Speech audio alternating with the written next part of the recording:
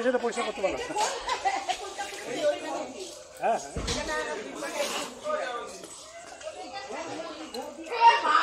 দুটো একটা তো দেখেছি পরিষ্কার করতে গিয়ে পরিষ্কার করে চলে গেল, না চলে গেল। ও থাকতে পারতো উনি। ওই দাদাকে ডাক দিন। ও দাদা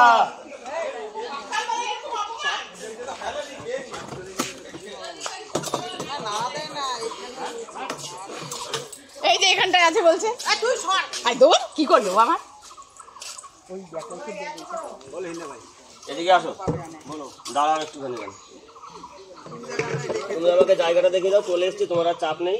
তুমি যেটা করো সেটা হচ্ছে তোমার কাঁচি আছে না জঙ্গল পরিষ্কার করো, ওই কাঁচিটাকে একটা বড় বাঁশ বা কিছু জোগাড় করো, তার সাথে আমি ওখানটা দাঁড়াচ্ছি। তুমি এদিক থেকে বাঁশ দিয়ে দিয়ে টানো, মানে বড় লগাটা দিয়ে সিস্টেম করে জাস্ট টানতে থাকো। আমি ওখান থেকে দাঁড়াচ্ছি, আমি ওই দিক থেকে খেয়াল করে নিচ্ছি।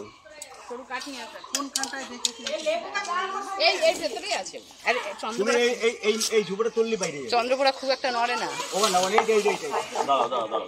আমাকে ওইভাবে নিতে হবে, কারণ আমি এদিক থেকে টানলে ও যদি এদিকে সরে যায় আমার মুশকিল হবে। আমাকে এদিক থেকে নাড়াতে হবে। কাঁচিটা বাঁধো,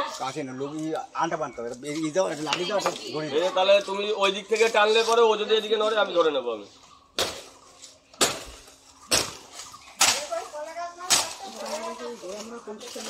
এগুলো হ্যাঁ, আর এই চন্দ্রপোড়া এইসব জায়গাতেই থাকতে ভালোবাসে। চন্দ্রপোড়া তো গর্তে থাকা সাপ নয়, এইভাবে কেমোফ্লেজ করেই থাকতে ভালোবাসে।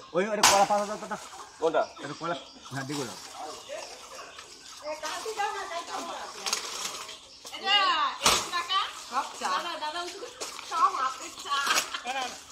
এরকম অপমান মলিদি, হ্যাঁ মলিদি এরকম অপমান, অপমান না তা আবার দেখানো হচ্ছে নাকি দেখে দেখে। এটা গতবারের বাচ্চা। হ্যাঁ এটা বেশি বড় না, আরো আছে। দাঁড়াও আর দেখে দাও একটুখানি। এটাই বলছে আর একটা আরো দেখেতে এইটুকুই, আর বড় আছে এখানে। ওই মলিদি সেদিনকে বড়, এর থেকে বড় দেখেছো না? এটাই এইটুকুনি দেখেছো? অনেকটা লম্বা, এটা তো বেশি বড় না।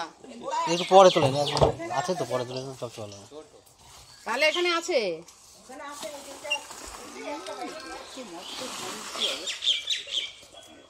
উনি ভয়ে চলে গেল।